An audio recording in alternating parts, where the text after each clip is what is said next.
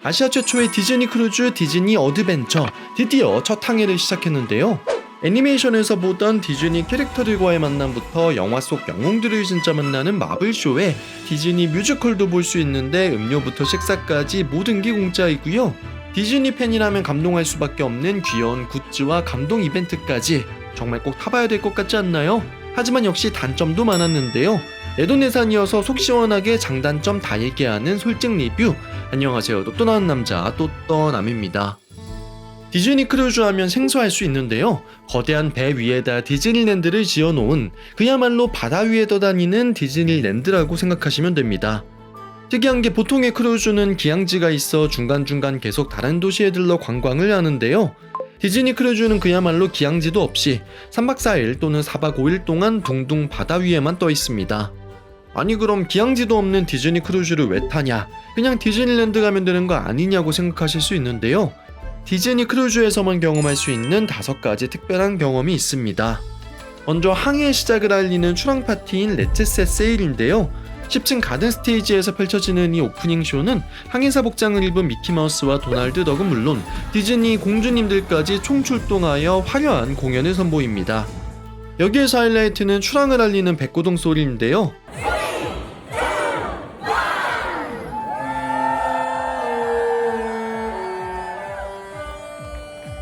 디즈니 테마곡 멜로디를 백고동으로 듣는 건 디즈니 크루즈에서만 가능한 일이죠. 디즈니에 관심이 없으시다고요? 그렇다면 마블은 어떠신가요? 역시 가든 스테이지에서 저녁 시간에 열리는 공연인 어벤져스 어셈블인데요. 아이언맨부터 앤트맨, 블랙 위도우, 토르, 블랙팬서, 스파이더맨, 캡틴 아메리카와 완다까지 어른들의 마음도 떨리게 만드는 영웅들이 총출동해서 크루즈에 등장한 악당을 물리치는데 실제 공연 현장이 뉴스처럼 생중계되면서 마치 내가 영화 속 실제 상황에 참여하는 것 같이 생생합니다.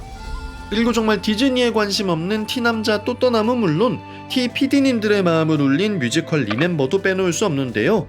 공연은 저작권 때문에 촬영할 수 없었지만 공연을 보고 난 저희 PD님들 반응 보여드립니다.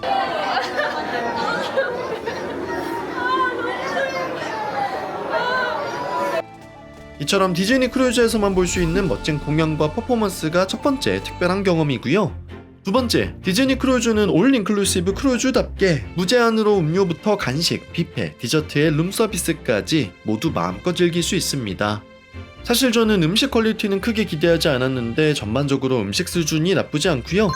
근데 그냥 음식 괜찮은 크루즈 타고 싶으면 굳이 디즈니 크루즈 탈 이유가 없죠. 디즈니의 다이닝엔 멋진 퍼포먼스가 추가됩니다. 디즈니 크루즈 중에서도 식사 시간에 디즈니 캐릭터들이 공연을 하는 건 디즈니 어드벤처가 유일하다고 하는데요. 이외에도 마치 내가 픽사의 애니메이션 제작자가 된 것 같이 그림을 그리면 그게 실제 애니메이션화 된다든지 특별 메뉴를 시키면 디즈니 굿즈를 받을 수 있다든지 식사 시간마저도 디즈니 요소로 가득하다는 것이 두 번째 특별함입니다.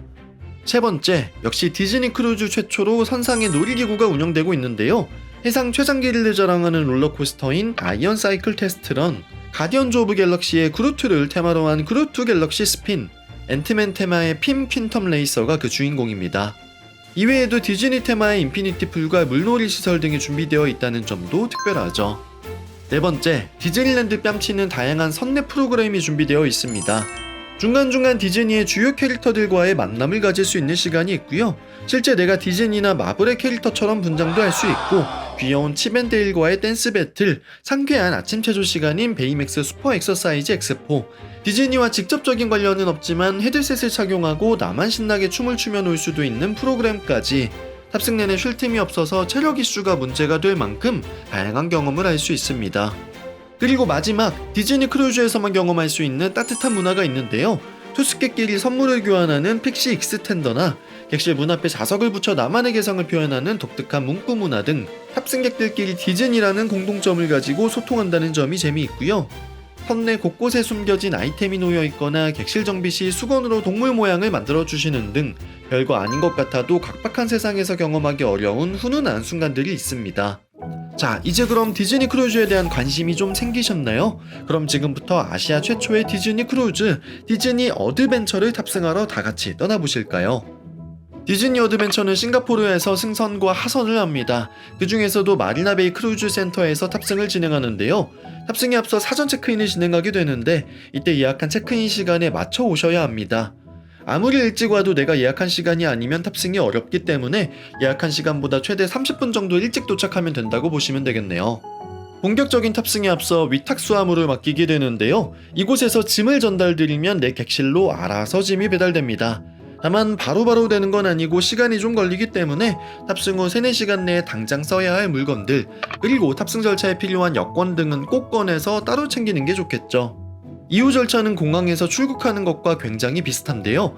사전 체크인 시 발급받은 탑승 QR코드와 여권을 제시하며 탑승 수속을 진행합니다. 필수는 아니지만 사전 체크인할 때 건강상태 체크도 함께 진행할 수 있는데 미리 해두시면 탑승이 더 빨라지니 당연히 해두시는 게 좋고요. 다시 싱가포르로 돌아오긴 하지만 어쨌든 바다로 출국을 하는 것이기 때문에 싱가포르 출국 절차까지 마치면 드디어 디즈니 어드벤처에 탑승을 하게 됩니다. 디즈니 크루즈는 현재 총 8척의 크루즈가 운영되고 있는데요. 이 중 아시아 최초이자 가장 큰 디즈니 크루즈가 바로 오늘 탑승할 디즈니 어드벤처입니다. 20만 톤, 총 20층 규모의 디즈니 어드벤처는 무려 2110개 객실, 총 6,700명을 태울 수 있는 초대형 크루즈인데요. 원래 이 배는 처음부터 디즈니 크루즈로 건조된 것은 아니고 홍콩의 카지노 및 리조트 기업인 겐팅그룹에서 운영하려던 선박을 디즈니가 인수하였기 때문에 기존 디즈니 크루즈와는 차이점이 많습니다. 덕분에 디즈니 크루즈 사상 최초의 에스컬레이터가 설치되기도 하였고요. 설계 시 카지노가 들어서기로 한 공간이 비게 되면서 역대 최대의 키즈 및 청소년용 체험 공간이 생기기도 하였습니다.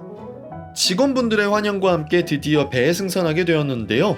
이제 본격적으로 크루즈 내부 공간을 둘러볼까요? 기존 디즈니 크루즈는 층별로 공간이 구성되는데요. 앞서 얘기했듯 디즈니 어드벤처는 처음부터 디즈니 크루즈로 설계된 크루즈가 아니기 때문에 특이하게 7개의 테마존으로 구성이 되어 있습니다. 먼저 디즈니 어드벤처의 심장의 역할을 하는 6층 타운스퀘어인데요.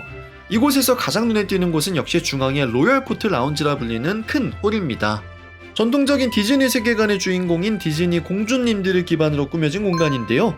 천장에는 공주님들이 그려진 벽화도 있고 이곳에서 공주님들과의 만남의 시간이 진행되기도 합니다. 그리고 디즈니 어드벤처에만 있는 백설공주 동상과 소원을 비는 우물 포토존도 있는데요. 그 옆에 있는 바인 스펠바운드의 경우 백설공주에게 독사가를 준 왕비의 실험실과 같이 꾸며져 있는데 밝고 신나는 분위기의 디즈니 어드벤처에서 몇 안 되는 음침한 공간입니다. 그리고 이곳 타운스퀘어에는 게스트 서비스 존이 위치해 있어 탑승 후 궁금한 점이 있을 때 찾아가서 문의를 해도 좋고요. 디즈니 크루즈를 처음 탑승하면 받을 수 있는 배지도 받을 수 있죠. 그리고 한층 위 7층에 있는 두 번째 존, 샌프란 소쿄인데요. 영화 빅 히어로의 배경이 되는 가상의 도시를 그대로 옮겨왔다고 보시면 됩니다. 샌프란시스코와 도쿄를 합쳐놓은 명칭답게 일본풍의 소품들이 눈에 띄죠. 아케이드 게임, 히로 트레이닝 존, 베이맥스 영화관과 같은 다양한 액티비티 공간으로 구성되어 있으며 따로 돈을 받지 않는 무료 액티비티이기 때문에 심심할 때 오셔서 이용하시면 정말 좋습니다. 그리고 청소년들을 위한 공간 엣지와 바이브도 준비되어 있는데요. 엣지와 바이브 외에도 역대급으로 크게 조성된 키즈존인 디즈니 오셔니어 클럽도 8층에 위치하고 있는데 이 세 곳은 아이들만 입장할 수 있고 어른들은 갈 수 없는데요. 그만큼 아이들은 부모님 눈치 없이 마음껏 놀 수 있고 부모님들께선 아이들 챙길 필요 없이 편하게 쉴 수 있다는 장점이 있죠. 그리고 디즈니 어드벤처의 가장 메인 공간인 10층과 11층의 이매지네이션 가든입니다. 야외 공간인 이곳은 마치 정원과 같이 꾸며놓아 디즈니 동화 속 장면에 들어온 듯한 느낌인데요. 가든 스테이지와 디즈니의 상징과도 같은 캐슬이 마주보고 있고 그 가운데에는 마법사 미키 토피어리가 위치해 있어 포토존으로 제격입니다. 이곳에 위치한 가든 스테이지에서는 디즈니 어드벤처의 대부분의 중요한 이벤트가 열리게 되고요. 무대를 관람할 수 있도록 좌석도 준비되어 있습니다. 크루즈 탑승 중 가장 자주 찾게 되는 곳 중 하나가 이곳이지 싶네요. 이매지네이션 가든과 같이 선실로 둘러싸여 천장이 뻥 뚫린 공간이 하나 더 있는데요. 선미에 있는 디스커버리 리프입니다. 니모를 찾아서의 그 바닷속 모습으로 꾸며놓은 공간인데 당연히 니모와 친구 도리도 보이네요. 이 구역은 사실 특별한 건 없지만 시금시설이 집중된 공간이라고 보시면 좋습니다. 이 디스커버리 리프와 연결된 배 가장 뒤쪽 선미의 공간이 웨이파인더인데요. 이곳엔 반원 모양의 수영장과 큰 화면이 설치되어 있고 수영장을 바라보는 방향엔 계단식으로 좌석도 설치되어 있습니다. 그리고 이곳에서 영화 모아나에서 영감을 받은 공연이 펼쳐지기도 하죠. 그리고 이제 진짜 배의 최상단 부분이 있죠. 17층에 가면 만날 수 있는 토이스토리 플레이스가 있는데요. 토이스토리 테마로 이루어진 워터파크라고 보시면 됩니다. 일단 슬라이드는 빨강, 노랑 두 종류가 있는데 둘 다 그다지 무섭거나 빠르진 않으니 마음 편하게 타셔도 될 것 같고요. 만화 토이스토리에서는 피자 플래닛이라는 식당의 인형 뽑기 상품으로 있던 외계인 알린 컨셉으로 꾸며져 있는 수영장의 경우 너무 귀엽긴 한데 아이들만 이용할 수 있는 키즈 전용 시설입니다. 물론 성인들이 사용할 수 있는 수영장은 따로 준비되어 있는데요. 써니사이드 풀로 불리는 지금 보시는 수영장이 디즈니 어드벤처의 성인 수영장 중엔 메인풀이라고 보시면 되고요. 양쪽엔 원형 자쿠지가 2개씩 총 4개가 준비되어 있긴 하지만 거대한 크루즈의 메인 수영장이라고 보기엔 조금 크기가 아쉽긴 하죠. 다만 수영장은 이곳 말고도 아까 10층의 웨이파인더 베이에도 있고요. 또한 17층엔 인피니티 풀이 추가로 있는데 이름에 맞춰 어벤져스의 인피니티 스톤을 테마로 한 수영장과 바가 준비되어 있습니다. 이외에 호텔의 스위트라고 생각하면 되는 컨시어지 객실 투숙객 전용 수영장이 하나도 준비되어 있어 컨시어지 투숙객분들께선 보다 여유있게 물놀이가 가능하죠. 토이스토리 플레이스가 있는 17층에는 어드벤처 비전이라고 불리는 대형 스크린이 설치되어 있고 하루 종일 디즈니 애니메이션과 영화가 재생됩니다. 주위에 피자나 아이스크림을 먹을 수 있는 공간도 있어 그야말로 야외에서 편하게 먹고 쉬고 놀기 좋은 곳이라고 생각하시면 되겠네요. 마지막 7번째 존, 19층의 마블랜딩입니다. 마블에서 영감을 받아 제작된 3개의 놀이기구가 준비되어 있는 곳인데요. 아이언맨 테마의 롤러코스터와 앤트맨 테마의 고카트, 가디언즈 오브 갤럭시 테마의 트위스트 놀이기구가 운영됩니다.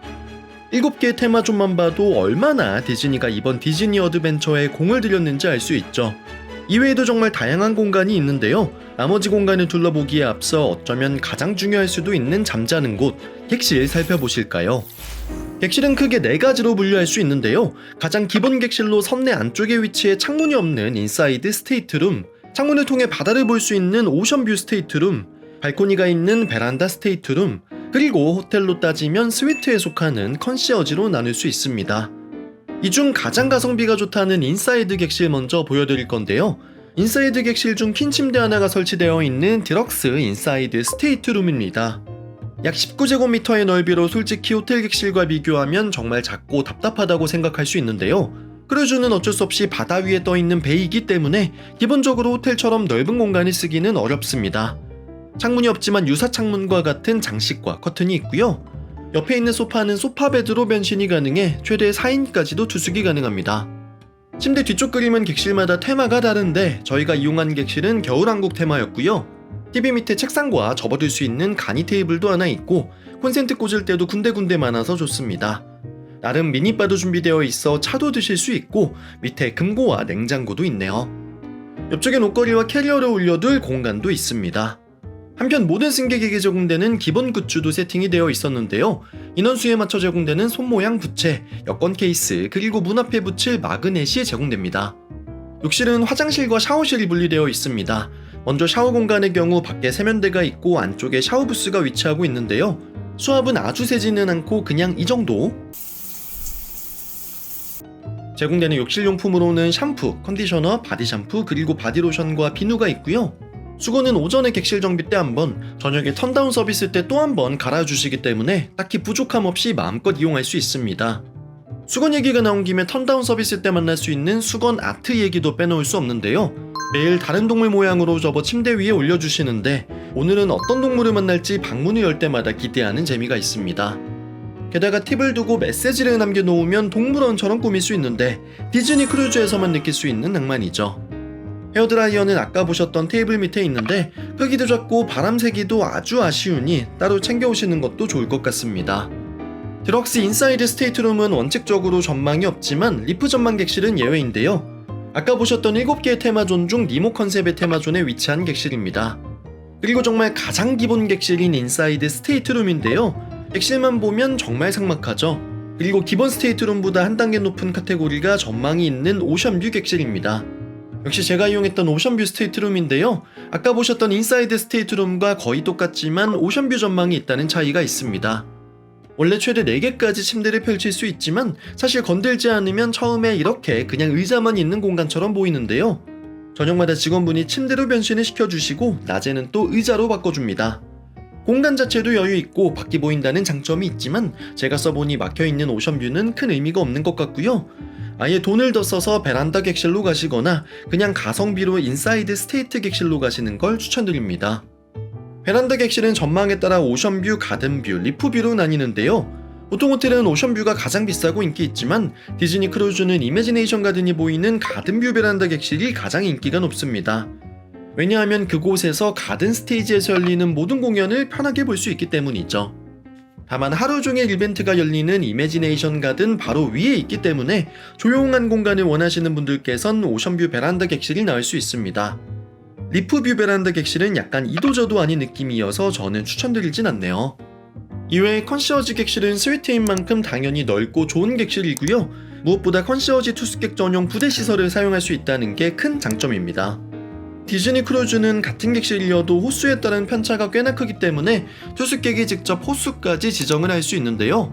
크루즈가 워낙 크다 보니 생각보다 왔다 갔다 이동하는데 체력 소모가 상당하기 때문에 자주 이용하는 엘리베이터와 주요 이벤트가 열리는 이매지네이션 가든 근처 객실로 잡으시는 게 효율적인 동선을 만드는 데 좋습니다. 객실 둘러보셨으니 이제 크루즈 내 기타 시설 함께 살펴보실까요? 5층엔 디즈니 크루즈 역대 최초로 월드 오브 디즈니 스토어가 입점해 있는데요. 인형, 의류, 액세서리는 물론이고 디즈니 아트워크까지 다양한 굿즈를 구매 가능합니다. 월트 디즈니 시어터는 5층부터 7층까지 3개 층을 통으로 사용하는 압도적인 규모의 메인 공연장인데요. 이곳에서 디즈니 인기 넘버로 구성된 뮤지컬 리멤버를 볼 수 있는데 정말 꼭 봐야 되는 쇼이고요. 되도록 일찍 가셔서 명당 앞좌석에 앉으시는 걸 추천드립니다. 6층엔 마블 속 영웅으로 분장이 가능한 마블 스타일 스튜디오가 있는데요. 성인들도 돈만 내면 이용 가능한 시설입니다.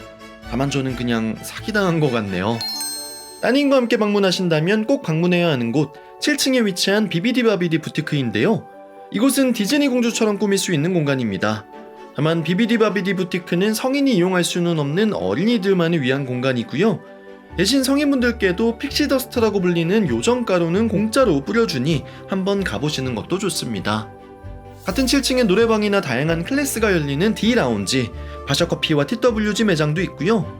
하루 종일 영화가 재생되는 베이맥스 극장도 있는데 현재 개봉 중인 최신 영화도 재생되니 공짜로 영화를 보시는 것도 좋겠네요. 9층에는 메디컬 센터가 위치해 있어 몸이 안 좋을 때 찾아가시면 좋고요. 10층에는 피트니스가 있는데 스파 안쪽에 위치하고 있습니다. 생각보다 공간도 넓고 기구도 많아 크루즈 탑승 중에도 몸 관리 놓지 말고 꾸준히 하셔도 되고요. 18층엔 러닝 트랙도 있지만 따로 레인이 구분되어 있지 않아 러닝하기에 좋은 환경은 아닙니다. 16층에 마련된 코인 세탁실도 빨랫감 해결할 때 잘 활용하시면 되겠네요. 디즈니 크루즈는 올 인클루시브 크루즈로 식음 서비스를 포함하고 있는데요. 특히 저녁 식사의 경우 로테이션 다이닝 시스템이 도입되어 있습니다. 탑승하는 동안 매일 다른 식당에서 저녁을 먹도록 자동으로 배정이 되기 때문에 로테이션 다이닝 시스템인데요. 특이하게 식당은 매일 바뀌지만 식사 준비를 담당해주시는 서버팀은 바뀌지 않습니다. 그만큼 탑승객 한 명 한 명 음식 알러지나 못 먹는 음식 등을 기억하여 계속 신경 써주기 때문에 서비스적인 부분에서 굉장히 큰 감동을 받는 포인트이기도 하죠. 그럼 지금부터는 디즈니 어드벤처 다이닝의 하이라이트인 저녁 식사 장소를 둘러볼 건데요. 먼저 할리우드 영화 전성기의 극장 분위기를 재현한 헐리우드 스포트라이트 클럽입니다. 화려한 조명 아래 턱시도와 드레스 차림의 미키와 친구들이 펼치는 라이브 쇼를 보며 식사할 수 있는데요. 비슷한 컨셉의 내비게이터스 클럽은 과거 호화 여객선의 황금기를 표현한 곳인데 두 곳 모두 식사 도중 캐릭터들이 무대에서 내려와 직접 인사를 건네기도 합니다. 둘째 날 방문한 애니메이터스 테이블은 내가 그린 스케치가 진짜 애니메이션이 되는 놀라운 과정을 볼 수 있는데요. 처음에 종이를 주길래 별 생각 없이 그림을 그렸는데 식사 도중 제가 그린 캐릭터가 스크린에 나타나 춤을 추는 장면을 보고 정말 깜짝 놀랐습니다. 마지막 크레딧에 제 이름이 나오는 것까지 그야말로 특별한 경험이죠. 애니메이터스 테이블의 음료 메뉴 중에는 챙겨갈 수 있는 굿즈가 함께 나오는 유료 메뉴가 있는데요. 굿즈 매장에서 판매되는 굿즈 가격을 생각하면 음료까지 포함하는데 가격이 나쁘지 않습니다. 마지막 날 방문한 인챈티드 썸머 레스토랑은 겨울왕국과 라푼젤의 세계관을 담고 있는 공간인데요. 이곳에서도 특정 유료 음료를 시키면 울라프 컵과 같은 굿즈를 구매할 수 있는 기회를 주는데 팅커벨 빨대나 라따뚜이 빨대는 뭔가 개연성이 있었지만 이건 너무 대놓고 끼어 팔기 느낌이어서 아쉬웠네요. 이처럼 각 테마별 식당에서 구매할 수 있는 기념품들이 있으니 확인해보시면 좋을 것 같습니다. 아침과 점심 식사는 투숙객이 자율적으로 방문하거나 예약해서 이용하는 시스템인데요. 점심도 뷔페로 먹을 수 있지만 웬만하면 선내 곳곳에 있는 다양한 컨셉의 무료 식당들을 이용해보시는 걸 추천드립니다. 먼저 릴로와 스티치의 배경인 스티치스 오하나 그릴인데요. 스티치의 실험체 번호인 616을 딴 616 버거 메뉴가 시그니처 메뉴입니다. 이외에도 고추장 버거와 와사비 마요에 김치가 올라간 핫도그를 시켰는데 생각보다 맛이 괜찮아서 강추드리고요.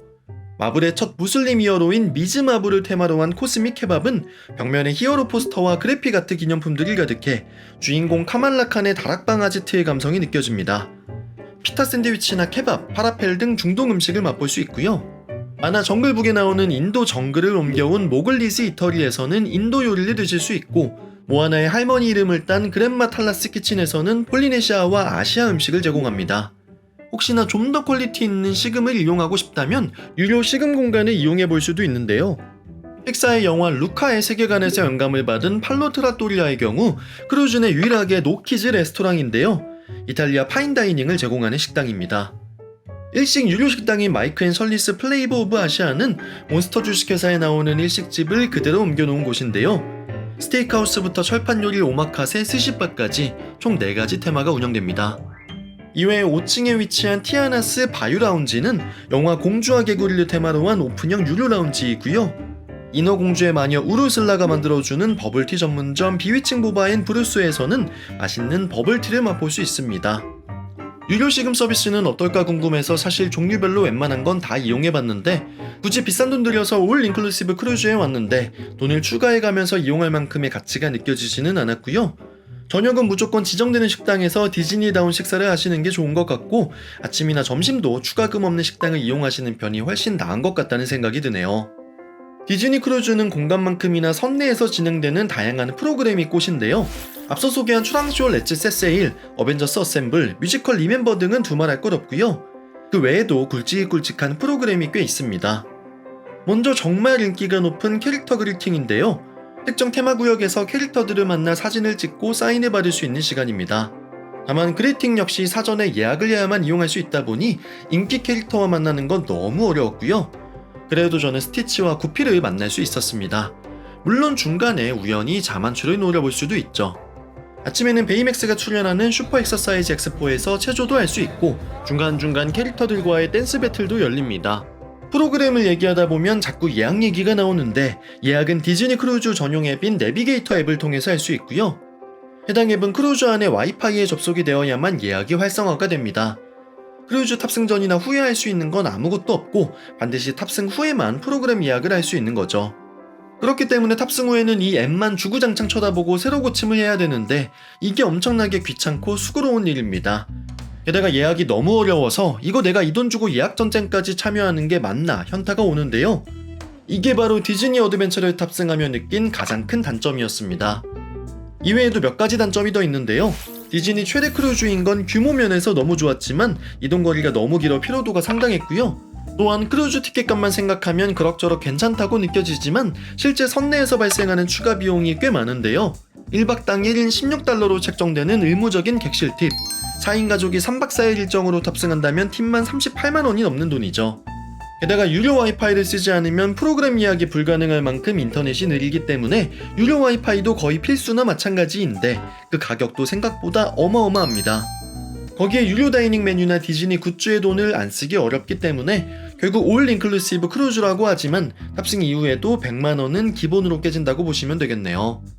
그리고 디즈니 크루즈인이 당연히 디즈니 테마의 시설로 꽉 채워져 있기 때문에 호불호가 크게 갈릴 수 있습니다. 물론 마블이 합류하면서 좀 나아지긴 했지만 그마저도 관심이 없다면 디즈니 크루즈는 그냥 안 타시는 게 맞죠.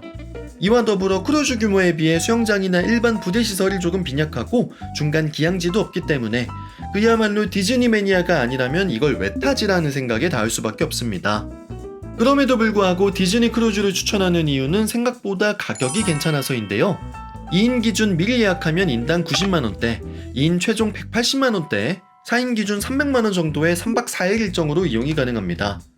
3박 자는 곳이 해결되고 먹는 게 해결되면서 디즈니 공연까지 보는데 이 정도면 괜찮다는 생각이 들죠.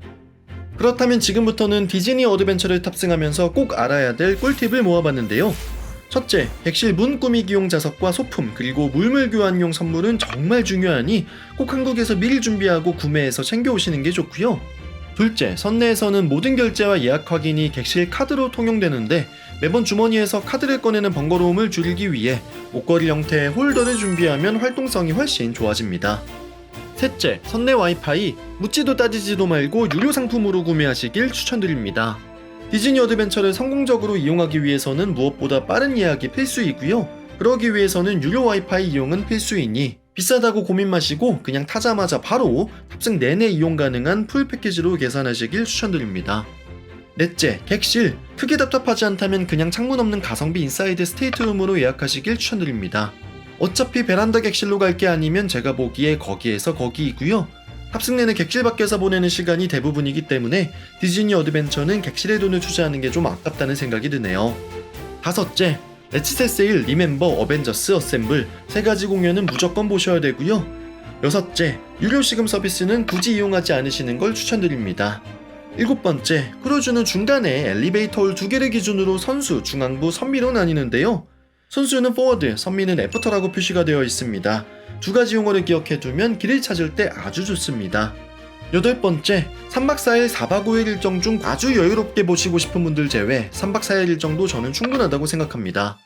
지금까지 정말 길고도 길게 아시아 최초 디즈니 크루즈 디즈니 어드벤처를 만나보았는데요. 생각보다 사전에 공부해야 될 것도 많고 시스템 자체가 꽤나 복잡한 곳이었습니다. 단순히 몸만 실으면 모든 것이 해결되는 일반적인 크루즈와는 좀 달랐는데요. 그럼에도 불구하고 기억에 남는 강력한 액티비티와 엔터테인먼트 요소가 있기 때문에 디즈니를 좋아하신다면 꼭 한번 이용해보시면 좋을 것 같다는 생각이 드네요. 그리고 제가 디즈니 어드벤처에 탑승하여 받은 굿즈들, 특히 첫 번째 취향인 만큼 한정판 굿즈를 많이 챙겨왔는데요. 오늘 영상에 좋아요와 댓글을 남겨주신 분들께 나눔하고자 하니 자세한 내용은 고정 댓글 참고해주세요. 그럼 저는 지금까지 또떠남이었습니다. 감사합니다.